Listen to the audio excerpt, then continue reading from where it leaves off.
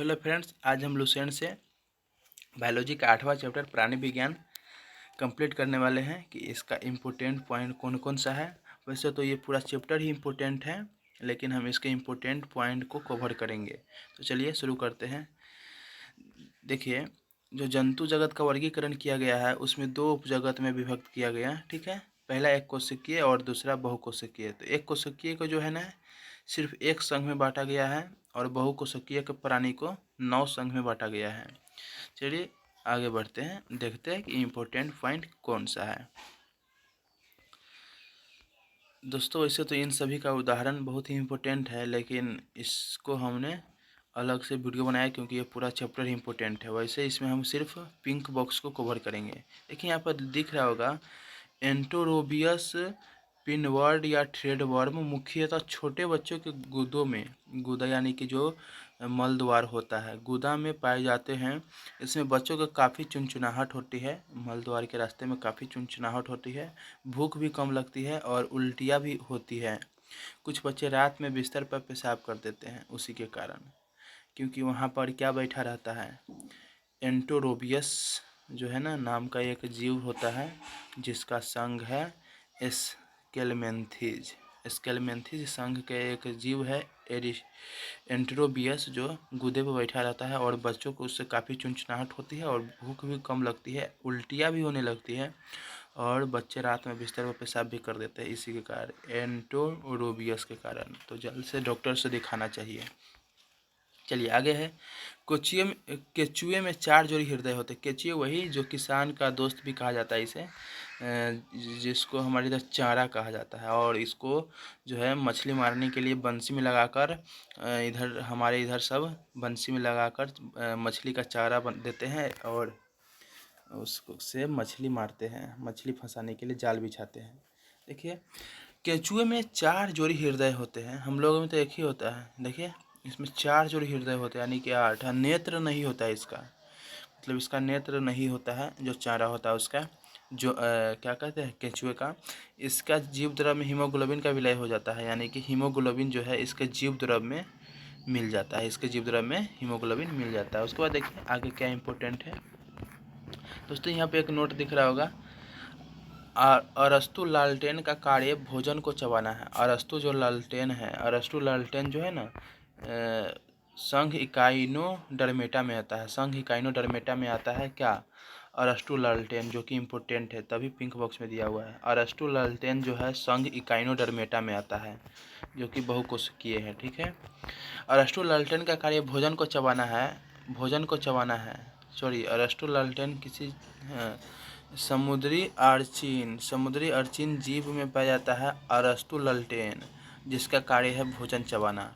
समुद्री अर्चिन जो है ना वो है संघ इकाइनोडर्मेटा का पार्ट है, मतलब कि जीव है। संघ इकाइनोडर्मेटा का जीव कौन सा है, समुद्री अर्चिन, जो कि बहुत इंपॉर्टेंट है।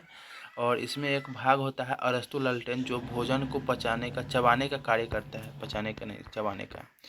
उसके बाद देखिए संघ मोलस्का, इसका एक यहाँ पर दिख रहा होगा बॉक्स, जिसको हम ट्रिक से याद करेंगे कि संघ मोलस्का में कौन कौन से मोलस्का है जिसके प्रचलित नाम, जिसको हम जानेंगे। चलिए यहाँ पर दिख रहा होगा सुप्रिया, जिसका प्रचलित नाम है कौड़ी। नहीं कहते हैं कि फूटी कौड़ी नहीं देंगे, तो उसी को कौड़ी कहते हैं। देखिए सुप्रिया, इसको हम बोलेंगे क्योंकि लोग को है ना कौड़ी जो है ना, कौड़ी कौड़ी जो है ना पहले पैसा होता था, पहले के ज़माने में कौड़ी ही पैसा होता था, तो प्रिय था। कौड़ी जो है ना प्रिय था लोगों को, जैसे कि हम लोगों को अभी पैसा प्रिय है, तो उसी प्रकार से लोगों को पहले कौड़ी प्रिय था, यानी कि सिप्रिया जो है कौड़ी का सिप्रिया का प्रचलित नाम हो गया कौड़ी। उसके बाद देखिए डोरिस, डोरिस समुद्री नींबू, तो इसको हम याद करेंगे दो रस, रस देने की बात कर रहा है, तो रस कौन देगा, नींबू देगा ना, तो समुद्री नींबू, डोरिस का प्रचलित नाम हो जाएगा समुद्री नींबू। उसके बाद देखिए ऑक्टोपस, ये बहुत ही खतरनाक होता है। ऑक्टोपस के बारे में आप सुने भी होइएगा, ठीक है। डेविल फिश भी इसे कहा जाता है, शैतानी मछली, और इसका नाम है श्रिंगमीन। श्रिंगमीन जो है इसका फेमस नाम है, वैसे डेविल फिश के नाम से फेमस है। ऑक्टोपस सर्च कीजिएगा गूगल पर आ जाएगा, बड़ी खतरनाक होता है ये। एप्लीसिया, एप्लीसिया जो है समुद्री खरगोश होता है, तो इसको हम याद रखेंगे सिया। सिया यानी कि सीता जी, समुद्री खरगोश यानी कि समुंदर के उस पार खरगोश, खरगोश के जैसा सुंदर था कौन? तो सीता जी। ऐसा आप दिल पर नहीं लीजिएगा, ठीक है। यहाँ पर किसी धर्म या जाति को ठेस पहुँचाना नहीं है, यहाँ पर ट्रिक से याद करने की कोशिश कराया जा रहा है। एप्लीसिया समुद्री खरगोश थी, ठीक है। सिया, सीता जी जो है समुद्री खरगोश थी यानी कि समुद्र के उस पार थी। तो एप्लीसिया जो है समुद्री, एप्लीसिया का प्रचलित नाम हो जाएगा समुद्री खरगोश। उसके बाद देखिए कुंडलिनी, कुंडलिनी तो कुंड, कुंड देखिए उद्यान घोंघा, इसका नाम हो जाएगा कुंडलिनी का प्रचलित नाम है घोंघा, जो हम लोग खाते नहीं है, तो इसको याद रखना है। देखिए घोंघा जो है ना तैरती नहीं है, ठीक है, वो ज़मीन पर चलती है। तो अगर बीच में जाएगी तो वो बहुत कुंड में रहेगी, क्योंकि उसको तैरना आता ही नहीं है, ऊपर कैसे तैरेगी? यानी कि वो धरती पर चलती रहती है, तो वो बहुत कुंड में रहेगी। तो कुंड में कौन रहेगा?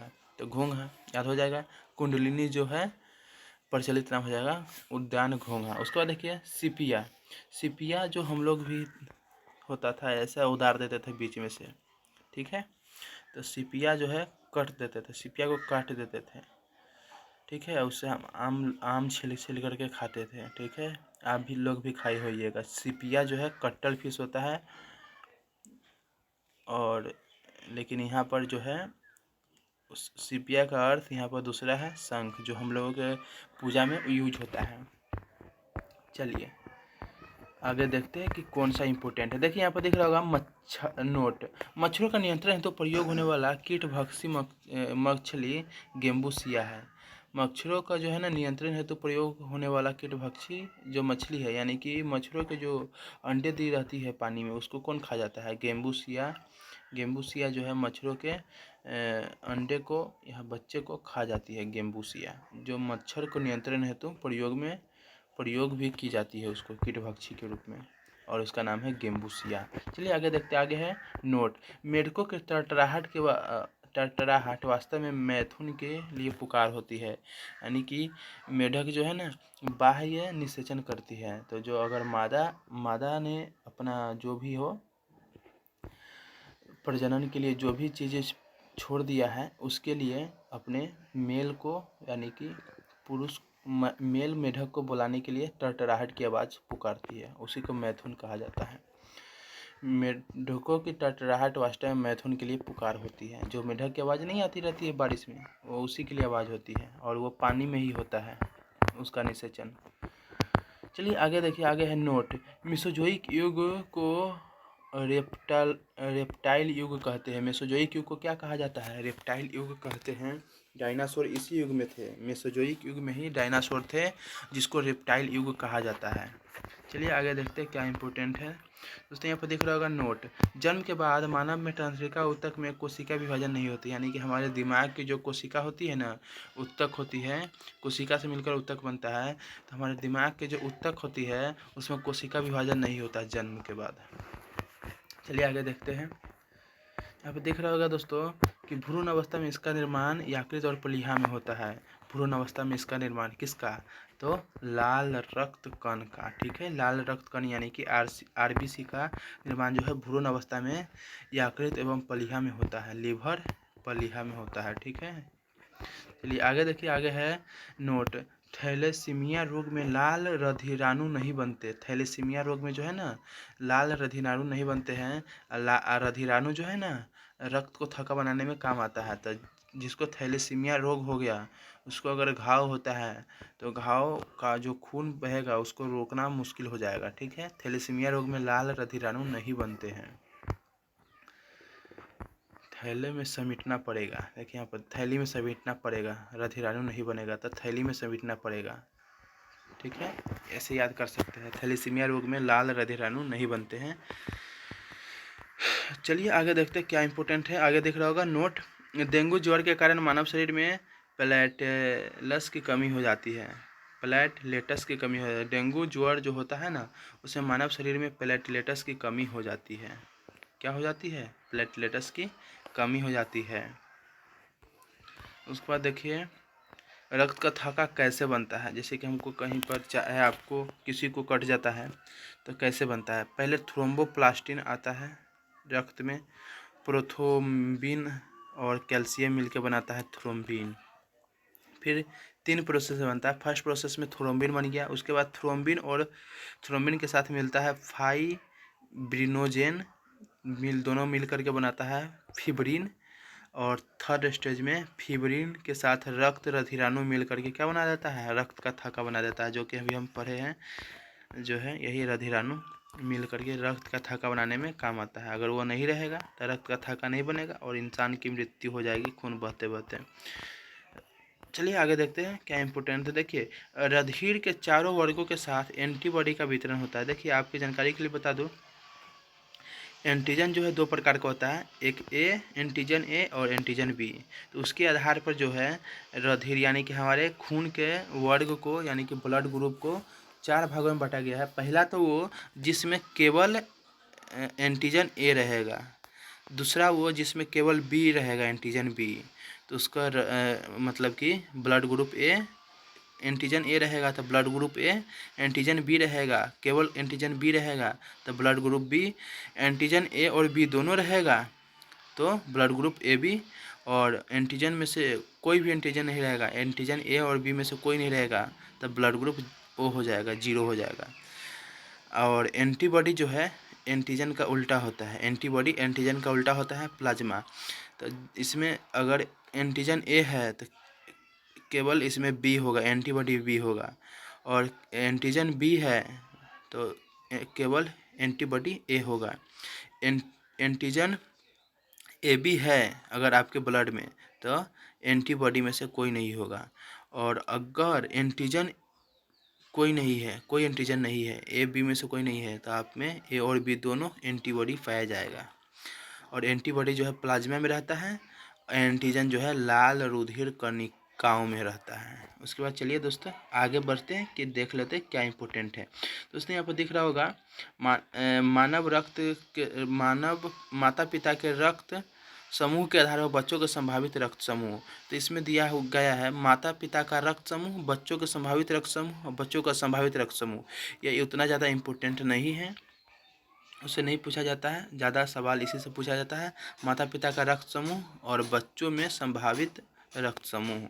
देखिए, अगर माता का रक्त ओ है और पिता का रक्त ओ है तो उसके जो संतान की उत्पत्ति होगी उसका भी रक्त जो है ओ वर्ग का रहेगा, ठीक है।